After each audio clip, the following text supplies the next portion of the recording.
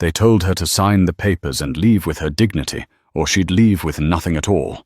Grant thought he had committed the perfect crime, discarding the wife who built his empire for a younger model hiding his assets in offshore shells and hiring the city's most ruthless legal shark to bury her.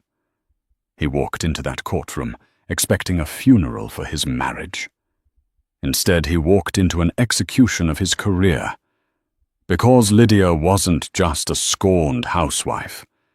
She was the silent partner he forgot he had signed a contract with 20 years ago. And today she wasn't asking for alimony. She was asking for everything. The rain in Seattle was relentless, a grey curtain that seemed to wash away all the color from the world, leaving only the sharp steel edges of the skyscrapers. Lydia sat in the back of the black sedan, watching the water bead against the tinted glass. She was 42, though the reflection staring back at her looked 10 years older. The stress of the last 6 months had carved hollows beneath her cheekbones and etched fine lines around her eyes. Eyes that used to sparkle when Grant walked into a room, but now only held a cold, terrifying stillness. "We're here.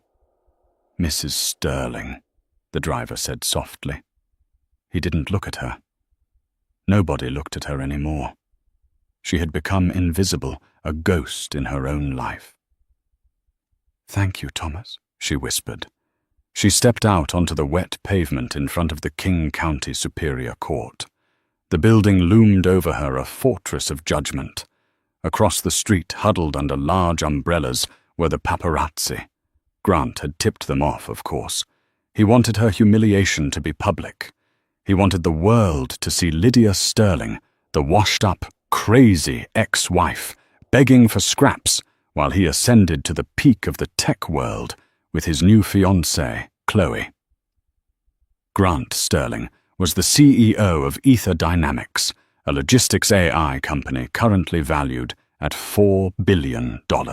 He was charismatic, ruthless, and handsome in that aging governor sort of way. And for the last 20 years, Lydia had been his shadow. She had typed his code when his hands cramped in their garage startup. She had managed the books when they couldn't afford an accountant. She had mortgaged her terrifyingly small inheritance to keep the lights on during the crash of 2008. And how had he repaid her? By serving her divorce papers on their 20th anniversary, stapled to a pre-nuptial agreement modification she didn't remember signing, and a restraining order barring her from the company headquarters. "Lydia!"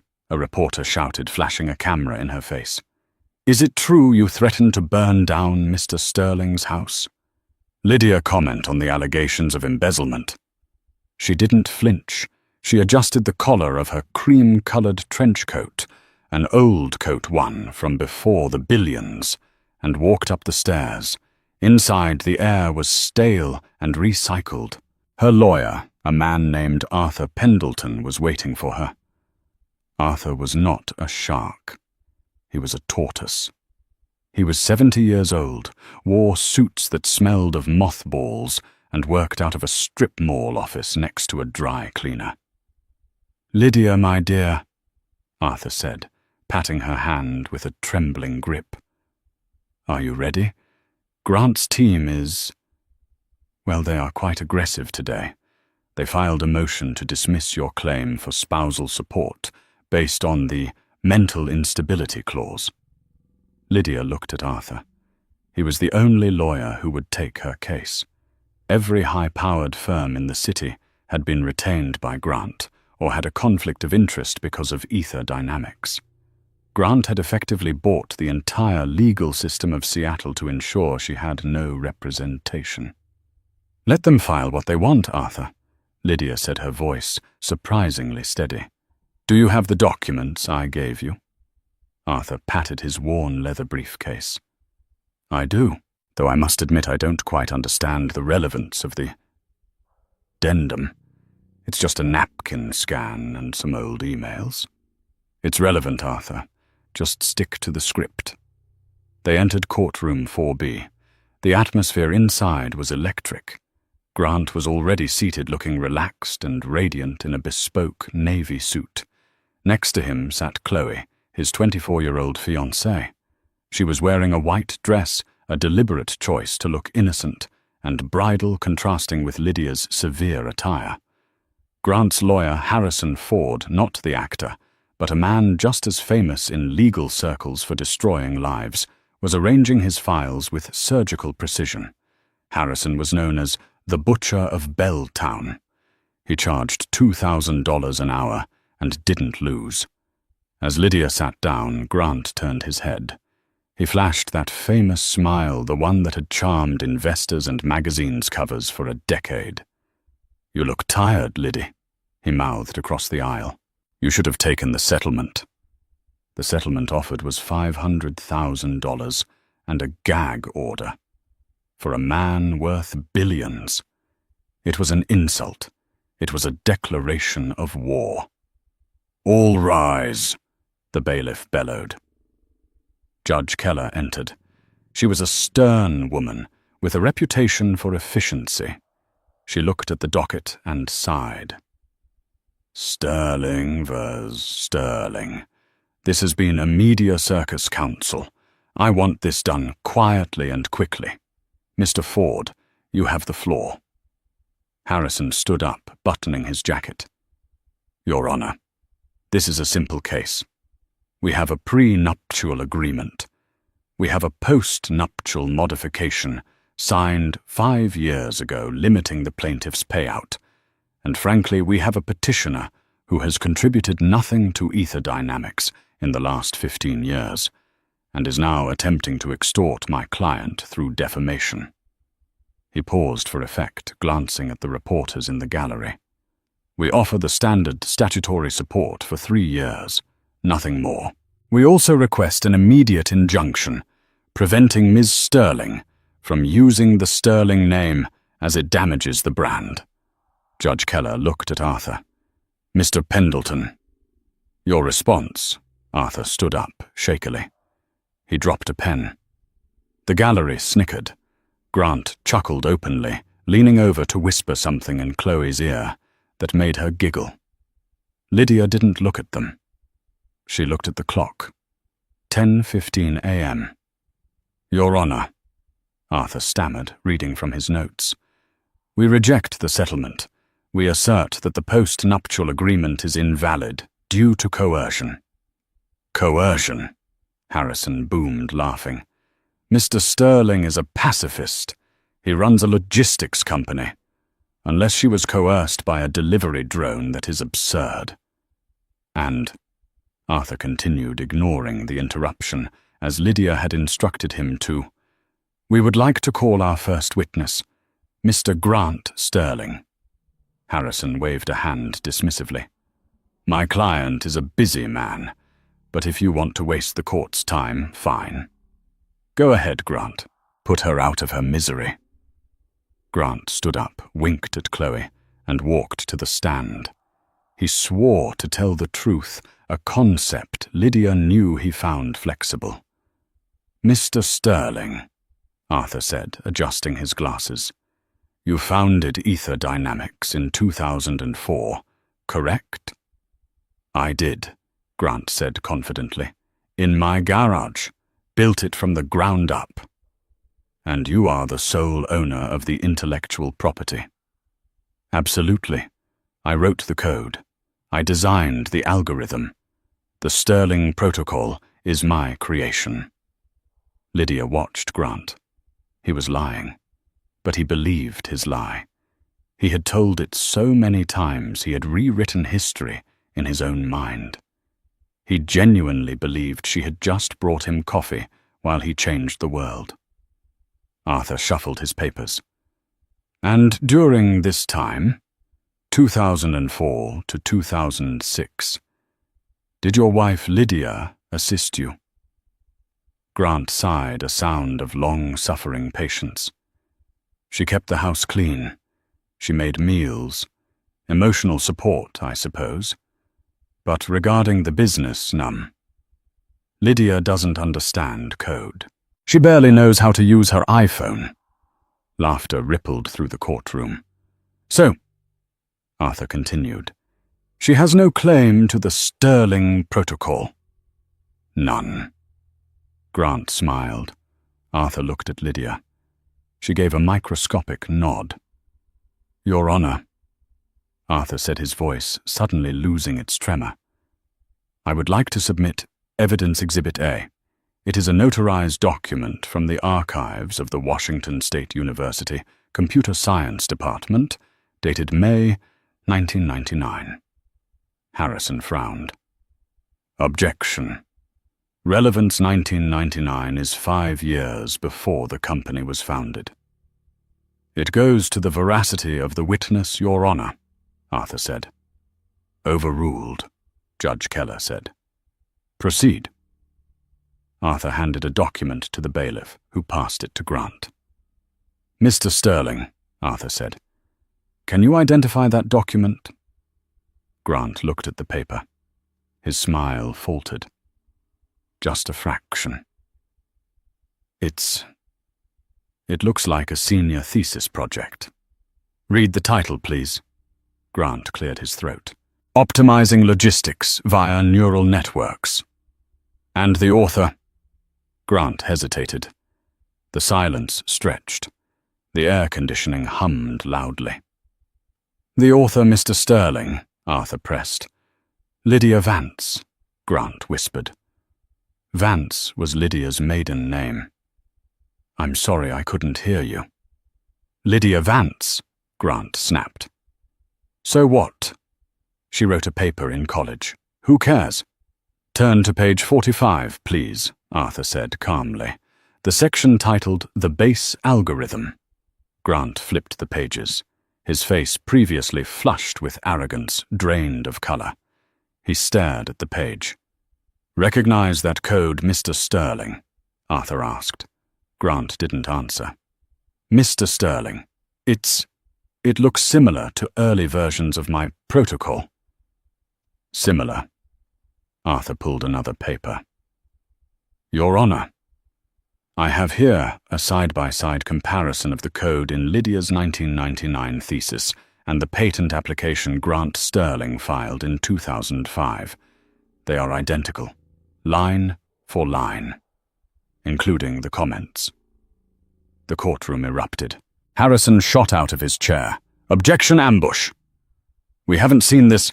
It's a public university record, Mr. Ford, Judge Keller said, her eyes narrowing at Grant. You should have done your homework. Lydia finally looked at Grant. He was staring at her, his mouth slightly open. The realization was hitting him. He hadn't just built his empire on a lie. He had built it on her work. Work he thought she had forgotten. Work he thought was buried in a university basement. But that was just the jab. The knockout punch was still coming. The recess was called immediately. Harrison Ford dragged Grant into a private consultation room, his face a mask of fury. Lydia sat on a bench in the hallway, sipping a bottle of water. That was effective, Arthur said, wiping sweat from his forehead. But Lydia proving you wrote the original code doesn't necessarily get you half the company today. The statute of limitations on IP theft. I know, Arthur, Lydia said softly. I don't want to sue for IP theft. That's just to rattle him. That's just to make him scared. Scared of what? He still has the best lawyers money can buy. He will argue that he modified the code significantly over 20 years. He did, Lydia admitted, but he didn't modify the corporate structure. Arthur looked confused. The corporate structure, Ether Dynamics, is a standard C Corp. Is it? Lydia asked. She pulled a small silver USB drive from her purse. Do you remember when Grant had that nervous breakdown in 2010? When the SEC was investigating tech startups for inflated user numbers? Vaguely. He was terrified. He thought he was going to lose everything. So he moved the ownership of the core IP, the Sterling Protocol, out of Ether Dynamics and into a holding company. He did it to protect the asset from lawsuits. Smart. Arthur nodded. Standard practice. Yes. Lydia smiled, a cold, dangerous smile. He moved it into a company called Vance Sterling Holdings. Arthur froze. Vance, as in your maiden name. He needed a director for the holding company who wasn't him, to avoid the appearance of conflict. He made me the sole director. He told me it was just for tax purposes, just paperwork to sign. He thought I was too stupid to read the bylaws. Arthur's eyes went wide. Lydia, if you are the sole director of the holding company that owns the IP, then Ether Dynamics doesn't own the software they sell, Lydia finished. They license it, from me. And does the license agreement have an expiration date? Lydia checked her watch. Yes, today, at noon. Just then the doors to the consultation room burst open. Harrison Ford stormed out, Grant trailing behind him. Grant looked disheveled. His tie was crooked. You, Grant hissed, marching up to Lydia. You think a college paper matters? I built this company. Me, I made the deals. I hired the engineers. Grant, stop, Harrison warned, grabbing his arm. No. Grant pulled away. She's trying to embarrass me. Listen to me, Lydia. I'm cancelling the settlement offer. You get nothing. I will drag this out until you are living in a cardboard box. Lydia stood up slowly. She was wearing heels, and when she stood straight, she was nearly eye to eye with him. Grant, she said, her voice loud enough for the reporters nearby to hear. I don't want a settlement. Then what do you want? He sneered. I want to renegotiate the licensing fee. Grant frowned. What? The licensing fee for the Sterling Protocol. Ether Dynamics uses it to run 40% of the global shipping logistics, and as of... She glanced at the wall clock, which ticked over to p.m. 1 minute ago, your license to use that software has expired. Grant laughed. It was a nervous, cracking sound. You're delusional. Ether owns the protocol. No, Lydia said, pulling a document from her bag. Vance Sterling Holdings owns the protocol, and I am the sole director of Vance Sterling Holdings. She handed the document to Harrison Ford. Harrison took it. He read the first page. Then he flipped to the signature page. Then he looked at the incorporation date. His face went pale. He looked at Grant with pure venom. You told me Ether owned the IP outright, Harrison said, his voice low and dangerous. We do, Grant shouted. That holding company is just a shell. It's defunct. It's active, Lydia corrected. I paid the filing fees every year from our joint account. You never noticed because you never look at the household expenses, Grant. Harrison looked at the document again. Grant, this says the license is a 10-year term renewable only by the mutual consent of both directors. But she is the only director listed. What does that mean? Grant demanded, panic finally setting in his eyes. Harrison closed the folder. It means, Mr. Sterling, that as of 1 minute ago, your company is operating illegally. If she issues a cease and desist, you have to shut down the servers. The silence in the hallway was absolute. Even the reporters had stopped shouting, sensing that the story had just shifted from a celebrity divorce to a corporate apocalypse. Lydia stepped closer to Grant. She smelled his expensive cologne, the scent of a man who thought he was a god. I'm shutting it down, Grant, she whispered. I've already instructed the hosting provider. The kill switch is engaged. Grant's phone buzzed. Then Harrison's phone. Then the phones of 3 reporters. Breaking news, a reporter read from his screen, his eyes wide. Ether Dynamics servers are reporting a critical failure. Global shipping tracking is offline. Grant stared at his phone. Red notifications were cascading down the screen.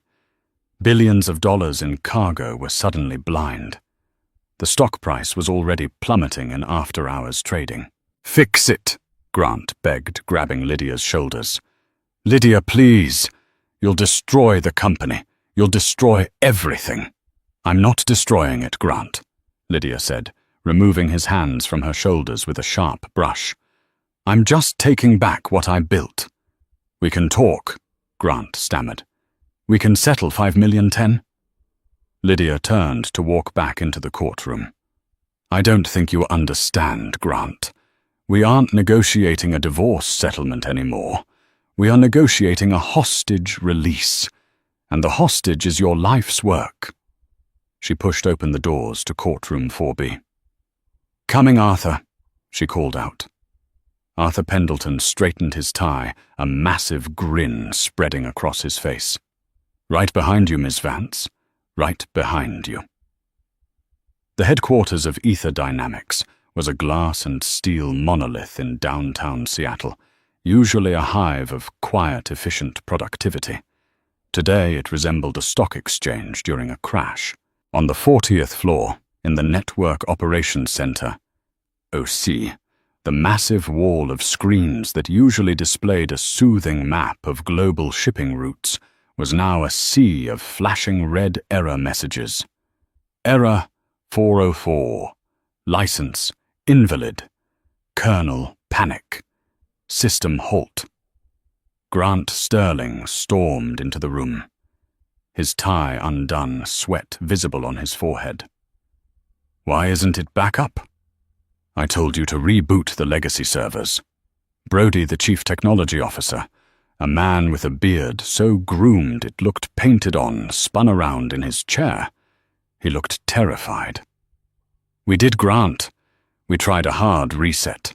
We tried mirroring the database to the backup site in Ireland. It doesn't matter. The core kernel checks for a digital signature every millisecond. The signature is missing. The code thinks it's being pirated, so it locked itself down. It's military-grade encryption. Your encryption." "Then break it," Grant screamed, kicking a trash can across the room.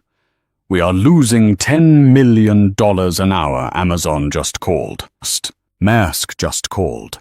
"They're threatening to sue us into the Stone Age." "We can't break it," Brody said quietly. "The encryption key is dual factor. Part of it is on our servers. The other part, the authentication token, is hosted remotely on a server owned by Vance Sterling Holdings." Grant leaned against the console, his breathing ragged. He felt the walls closing in. He had built this cage himself, bar by bar, out of his own arrogance. He had set up the holding company to hide assets from tax collectors, never imagining the paper director he installed his wife would ever understand what she signed. "Get the board on the line," Grant croaked. "Emergency meeting.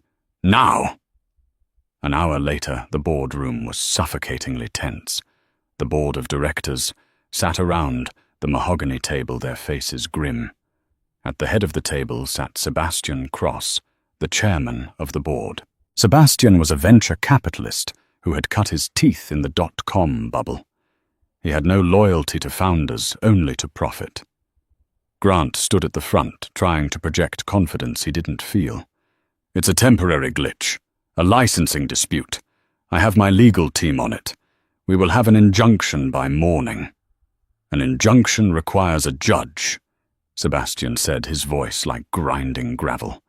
"And from what I hear, Judge Keller was not impressed with your performance this morning. You perjured yourself, Grant. You claimed full ownership of the IP. The market knows it. Our stock is down 40% since noon." "I can fix this," Grant insisted. "Lydia is just... she's emotional.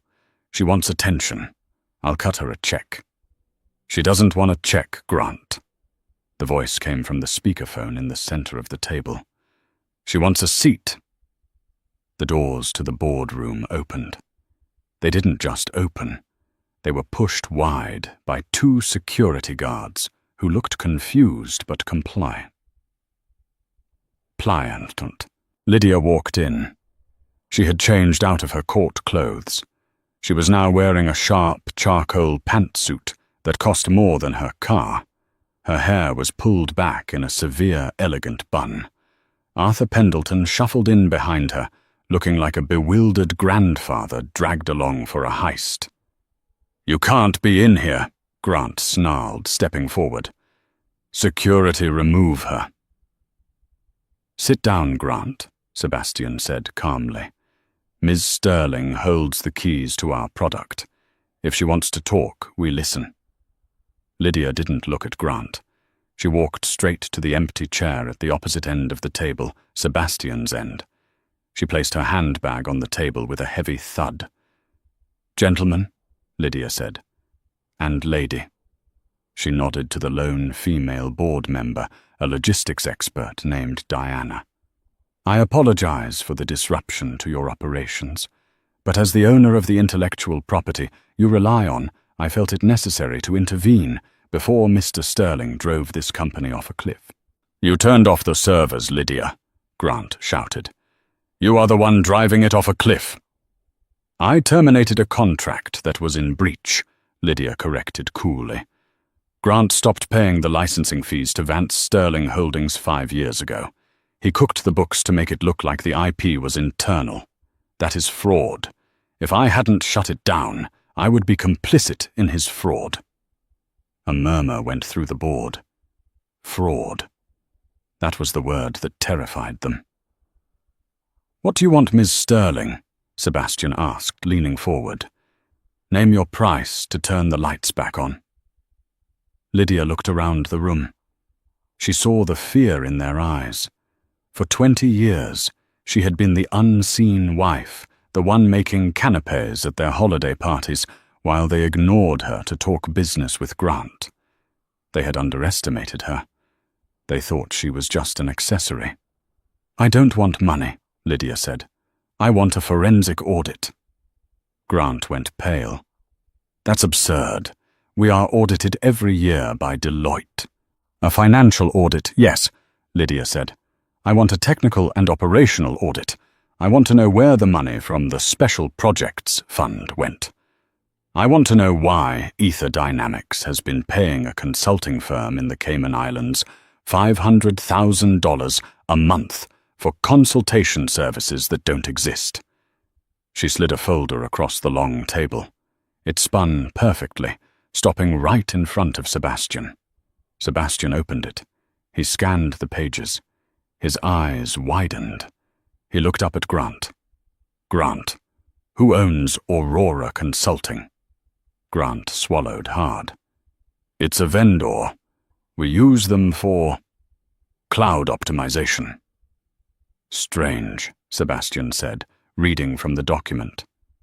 "Because according to this incorporation, paperwork Lydia just provided Aurora Consulting is registered to a residential address in Miami, an address owned by Ms. Chloe Miller." The room went silent.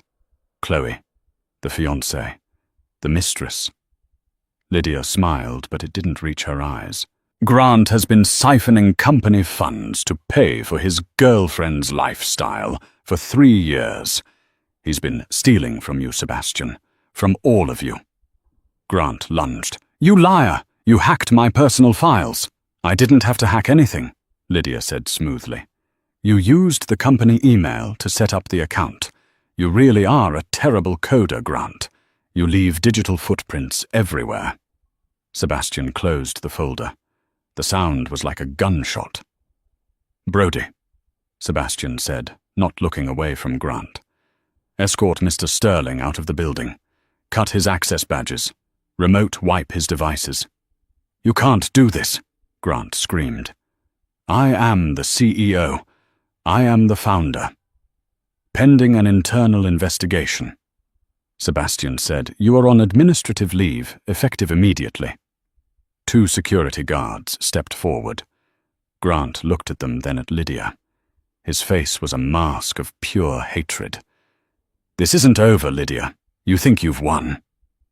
You have no idea what you've started." As they dragged him out, shouting obscenities, Lydia finally let out a breath she felt she had been holding for a decade. "Now," Lydia said, typing a code into her phone. "The servers are rebooting. You should be back online in 5 minutes." She stood up. "I expect the audit reports on my desk by Monday." "Good day, gentlemen." The weeks following the boardroom coup were a blur of lawyers' depositions and headlines. Tech giant ousted by ex-wife. The billion-dollar divorce. Lydia had moved back into the sprawling lake house in Medina. Grant had been forced to vacate it by court order since it was purchased with funds now under investigation. The house was quite too big for one person, but it felt like a fortress. Arthur Pendleton was practically living in the library, surrounded by boxes of documents. The forensic audit Lydia demanded had opened a Pandora's box. It wasn't just the payments to Chloe.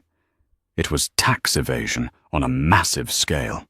"He was sloppy," Arthur mumbled, chewing on the end of a pen. "Arrogant and sloppy.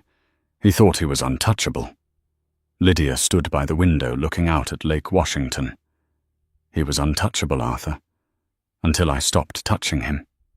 Her phone buzzed. It was a text from an unknown number. "Meet me at the Crab Pot, Pier 57, alone, 8 p.m. It's about the girl." Lydia frowned. The girl presumably meant Chloe. She debated ignoring it. It could be a trap. But curiosity, that dangerous instinct, won out. She grabbed her coat. The Crab Pot was a tourist trap, noisy and crowded, the perfect place to meet if you didn't want to be overheard. Lydia sat at a back table wearing dark glasses. At 8:05 p.m., a figure slid into the booth across from her. It wasn't Chloe. It was Harrison Ford, Grant's lawyer, the butcher of Belltown. He looked tired. The crisp confidence he had displayed in court was gone, replaced by the weary slump of a man realizing he had bet on the wrong horse. "Mr. Ford," Lydia said, her guard instantly up. "I should call Arthur. This is ex parte communication." "Arthur is a good man, but he's slow," Harrison said, waving a hand. "And I'm not here as Grant's lawyer. I resigned this morning." Lydia raised an eyebrow. "Rats fleeing the ship?" "Something like that." Harrison sighed. He signaled a waiter and ordered a double scotch. "Look, Lydia, can I call you Lydia? I'm a mercenary. I fight for the person who pays me. But Grant lied to me. I can defend a murderer. I can defend a thief. But I cannot defend a client who uses my firm to facilitate a crime." "What crime?" Harrison leaned in. "Grant didn't just siphon money to Chloe. That was the tip of the iceberg. He was using Vance Sterling Holdings, your company, to wash money for a third party." Lydia felt a cold chill run down her spine. "What third party? Do you know the name Redstone Logistics?" Lydia shook her head. "It's a shell company based in Eastern Europe, linked to organized crime, high-tech smuggling. Grant was using Ether's shipping lanes to move unsavory cargo. And he was using your holding company to process the payments." Lydia stared at him. "He was setting me up." "Exactly." Harrison nodded. "If the feds looked too closely, Grant's name isn't on the holding company. Yours is. You're the sole director. He would claim he was just the CEO of Ether, and that his wife was running a side hustle with the Russian mob. He was going to send you to federal prison, Lydia. That was his exit strategy." Lydia felt bile rise in her throat. The cruelty was breathtaking. He wasn't just discarding her. He was planning to bury her alive to save himself. "Why are you telling me this?" Lydia whispered. "Because I have a reputation to maintain," Harrison said, taking a sip of his scotch. "If this comes out in a federal investigation, and it looks like I helped him structure it, I get disbarred, maybe indicted. I need immunity. And to get immunity, I need to hand him over. So you want to switch sides? I want to give you the smoking gun, Harrison said. He reached into his jacket and pulled out a small digital recorder. Grant has a safe in his penthouse. I know the combination. Inside there is a hard drive. It contains the encrypted comms with Redstone. It proves he directed everything, not you. And what do you want in return? When the dust settles and you own Ether Dynamics, because you will, I want to be retained as general counsel. Lydia looked at the man. He was a snake, but right now he was a snake offering to bite her enemy. I can't promise that, Lydia said. Think about it, Harrison said, sliding the recorder across the table. This recording is a conversation between me and Grant from yesterday. He admits everything. He admits he plans to feed Lydia to the wolves if the SEC comes knocking. Lydia took the recorder. Her hand trembled slightly. One more thing, Harrison said, standing up. Chloe isn't just a gold digger. She's pregnant. Lydia froze. She told Grant yesterday. He told her to get rid of it. Said it would complicate the trial. That's why she's been calling your office Lydia. She's not trying to harass you. She's trying to defect. Harrison buttoned his jacket. The safe combination is 04-22-99. Lydia watched him walk away. 04-22-99. April 22nd, 1999. Their wedding date. The irony was so sharp, it felt like a physical wound. He used the day they swore to love each other forever as the code to lock away the evidence of his betrayal. Lydia gripped the recorder. She didn't feel sadness anymore. The last ember of nostalgia for her marriage had just been extinguished. Now there was only the cold, hard resolve of a woman who had to kill the monster before it ate her. She picked up her phone and dialed Arthur. Arthur, she said, her voice steel. Wake up. We need to file an emergency motion for a search warrant, and Arthur call the FBI. The raid on the penthouse at the Spire residences happened at 4:00 a.m. It was a tactical execution of justice that the neighbors would whisper about for years. Lydia sat in the back of an unmarked SUV parked across the street, watching the scene unfold through the rain-streaked window. Beside her sat Special Agent Miller of the FBI's White-Collar Crimes Division. Miller was a woman of few words, sharp features, and a terrifyingly competent aura. You're sure about the safe combination?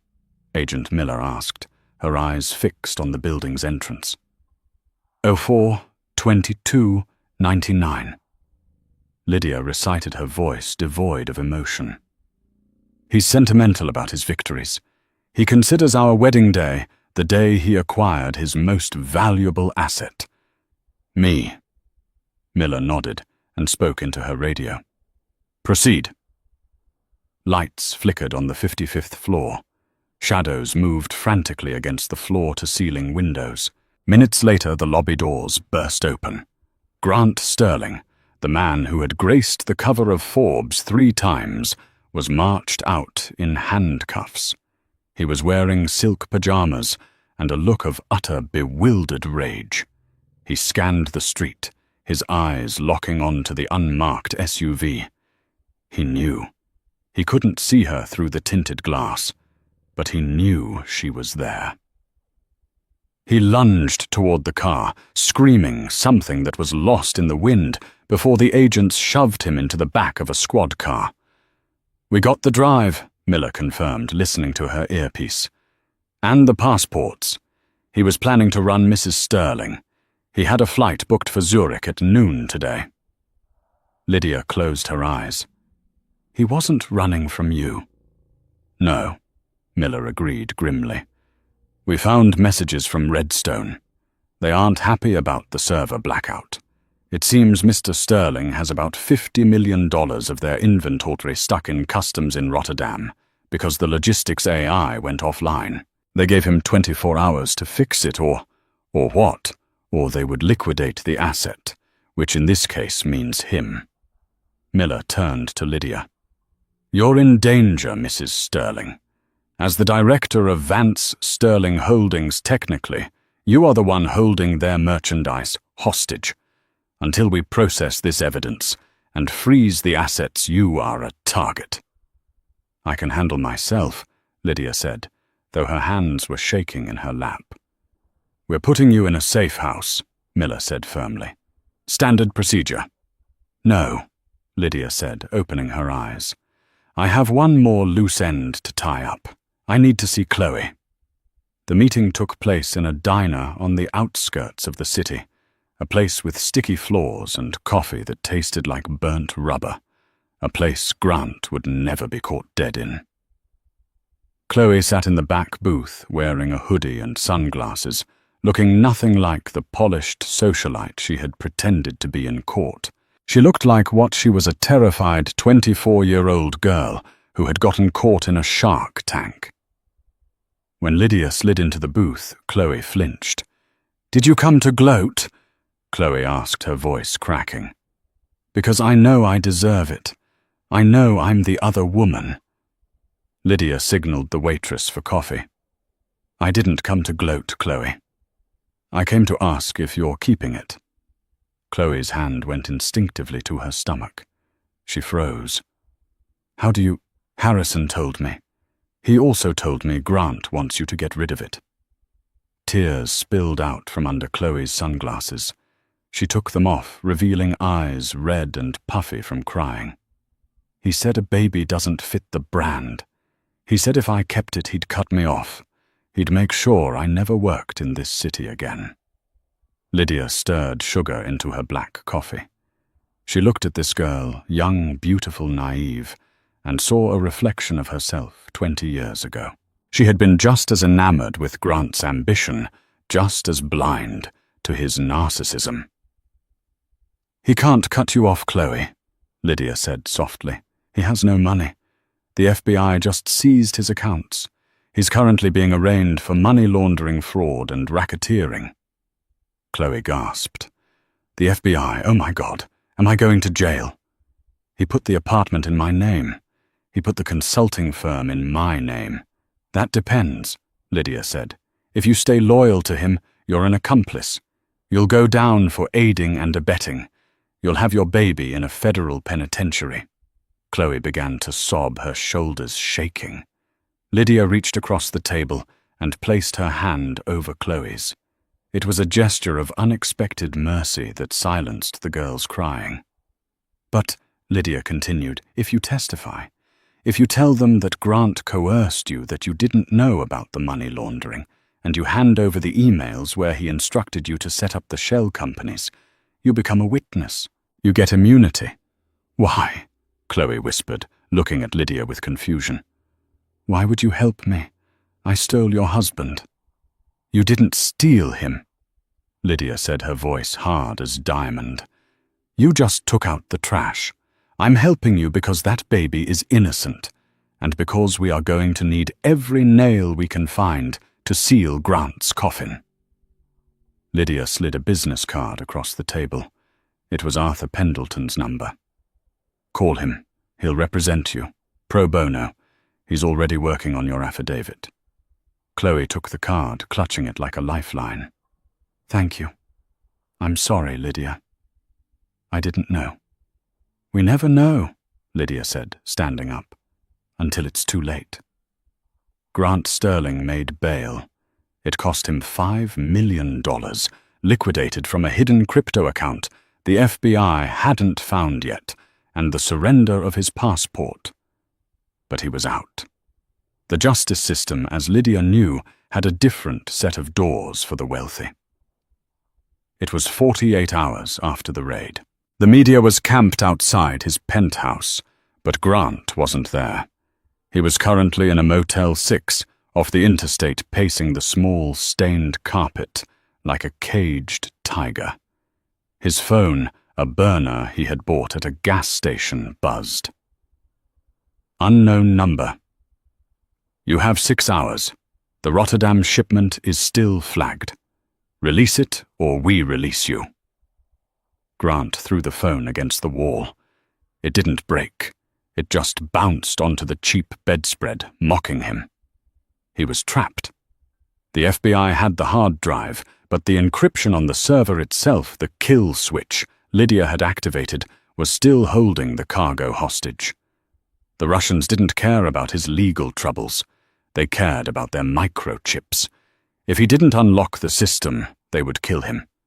He needed the master administrative key. And there was only one person who had it. Lydia. He knew where she was. The FBI thought they had hidden her in a safe house, but Grant knew his wife. He knew her patterns. When Lydia was stressed, she didn't go to a hotel. She went to the Sanctuary, a small, dilapidated cabin in the Cascades that had belonged to her grandfather. It was off the grid. No cell service. No cameras. It was the only place she felt safe. And it was the only place he could get to her without the feds watching. Grant reached into his duffel bag. He pulled out a black pistol.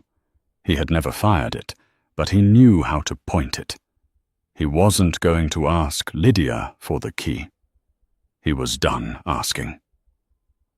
The cabin was silent, surrounded by towering pines and the smell of damp earth. Rain hammered against the tin roof, a rhythmic drumming that usually soothed Lydia.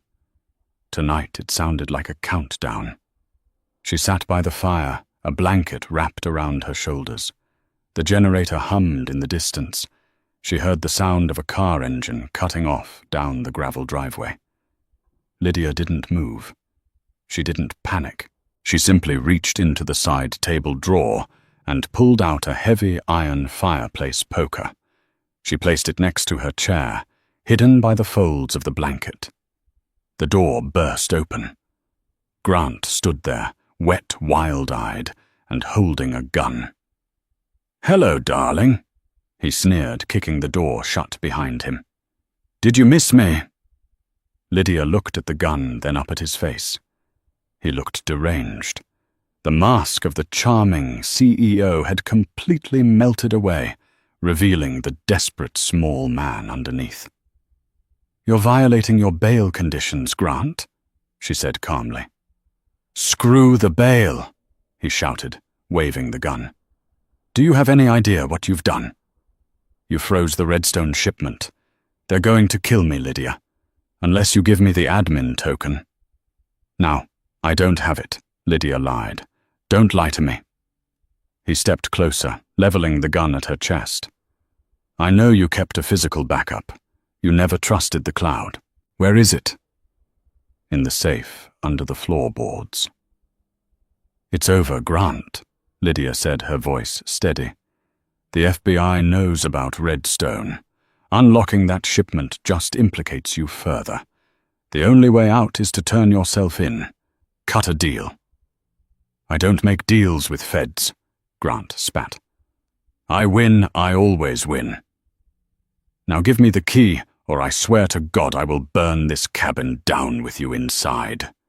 He grabbed a bottle of kerosene from the shelf and began splashing it onto the wooden floor, keeping the gun trained on her. The fumes filled the small room instantly. "Grant, stop!" Lydia stood up. "Where is it?" he screamed, holding up a lighter. "It's in the kitchen," Lydia yelled. "In the spice jar, the saffron jar." Grant laughed, a manic, broken sound. "Of course. Practical Lydia, hiding billions in a spice jar." He backed toward the kitchen, keeping the gun on her. "Don't move." He turned his head for a split second to look at the spice rack. That was the moment. Lydia didn't scream. She didn't hesitate. She threw the heavy wool blanket over his head and tackled him. The gun went off with a deafening boom, shattering the window. Grant flailed, blinded by the blanket. He was stronger than her, but Lydia was fighting for her life. She slammed him against the counter. The lighter flew from his hand, skittering across the kerosene-soaked floor, but miraculously not igniting. Grant roared, ripping the blanket off. He backhanded Lydia, sending her crashing to the floor. Her head hit the wood with a sickening thud. He stood over her, panting, the gun pointed right at her face. Blood trickled from Lydia's lip. "You stupid, stubborn witch," Grant hissed, cocking the hammer. "You should have just signed the papers." "I did sign the papers." Lydia wheezed, a bloody smile forming on her lips. "What? The papers?" she whispered. "Look at the window." Grant frowned. He glanced at the window he had just shot out. Through the broken glass, red laser dots appeared on Grant's chest. 1, 2, 3. "Drop the weapon! Federal agents!" The voice boomed from the darkness outside, amplified by a megaphone. Grant froze. "I knew you'd come here," Lydia said, coughing. "I told Agent Miller, this is where you'd come when you panicked. We've been waiting for you for 2 hours." Grant looked at the red dots dancing on his heart. He looked at Lydia, who was lying on the floor, beaten, but victorious. "You set me up," he whispered, the realization crushing him. "No, Grant," Lydia said, wiping the blood from her mouth. "I just optimized the logistics." The door was kicked in. Armored agents swarmed the room. Grant was tackled disarmed and pinned to the floor in seconds. As they dragged him up, his face pressed against the kerosene-soaked wood, he looked at Lydia one last time. There was no arrogance left, only fear. "Lydia," he pleaded. "Lydia, tell them I was coerced." Lydia stood up, leaning against the counter for support. She looked down at him, the man she had loved for half her life, the man who had tried to destroy her. She looked at the agent holding him. "Get this trash out of my house," she said. 6 months later, the rain in Seattle had given way to a crisp golden autumn. The leaves in the city parks were turning brilliant shades of amber and crimson, a stark contrast to the grey steel of the federal courthouse. The courtroom was packed. It wasn't just local press anymore. It was national news. The United States versus Grant Sterling had become the trial of the century, a sordid tale of corporate greed, international smuggling, and a spectacular marital betrayal. Lydia sat in the front row, not as a victim, but as the key witness. She wore a suit of deep emerald green, a color that signaled life and renewal. Beside her sat Arthur Pendleton, who had delayed his retirement solely to see this moment. Grant was led in. The transformation was shocking. The bespoke suits were gone, replaced by an orange federal jumpsuit. His hair, once perfectly coiffed, was thinning and grey. He walked with a stoop, his eyes darting nervously around the room, avoiding the gaze of the gallery. He looked small. He looked like what he was without Lydia's support, a man who couldn't handle the weight of his own choices. Judge Keller, who had presided over their divorce hearing what felt like a lifetime ago, was also presiding over the sentencing. She adjusted her glasses and looked down at Grant with thinly veiled disdain. "Mr. Sterling," Judge Keller began, her voice echoing in the silent room, "you have been found guilty on 14 counts of wire fraud, money laundering, racketeering, and conspiracy to traffic illicit goods. You built an empire on the backs of others, and when your foundation cracked, you tried to cement it with crime." Grant's lawyer, a public defender since his assets were frozen, and no high-powered firm would touch him, stood up. "Your Honor, my client asks for leniency. He is a first-time offender. He built a company that employs thousands. He built a company," Judge Keller interrupted, "using code he stole from his wife. And he tried to destroy that company to save his own skin. She turned her gaze to the prosecution table. The court also recognizes the cooperation of Ms. Chloe Miller, whose testimony was instrumental in exposing the shell company network. Grant flinched at the name. Chloe was sitting in the back, visibly pregnant, her hand resting protectively on her stomach. She didn't look at Grant. She looked at Lydia and gave a small, grateful nod. Lydia returned it. They weren't friends, and they never would be, but the animosity was gone. They were survivors of the same shipwreck. "Grant Sterling," the judge said, slamming her gavel, "I sentence you to 25 years in a federal penitentiary without the possibility of parole for the first 20. You are also ordered to pay restitution in the amount of $200 million. The gavel strike sounded like a gunshot. Grant didn't scream. He didn't fight. He just slumped forward, his head hitting the table. It was the end. The visionary was gone. The prisoner remained. As the marshals hauled him away, he looked back one last time. He searched the crowd for Lydia. When their eyes locked, he didn't see anger. He saw indifference. And that hurt him more than the handcuffs. She had already moved on. He was a footnote in her history. 2 weeks after the sentencing, the board of Ether Dynamics convened. The mood was different now. The fear was gone, replaced by a cautious optimism. Sebastian Cross stood at the head of the table. "Order," he said. "The first item on the agenda is the restructuring of the executive leadership." He looked at Lydia, who sat at the opposite end of the table. "Lydia," Sebastian said respectfully, "you own the controlling interest in the IP. You own the voting shares that were seized from Grant and returned to you as part of the divorce settlement. The company is yours. Who do you want to appoint as CEO?" Lydia stood up. She walked over to the window, looking out at the skyline of the city she had helped build. "I don't want to appoint a CEO," Lydia said, turning back to face them. "I will be taking the role myself." A few board members exchanged glances.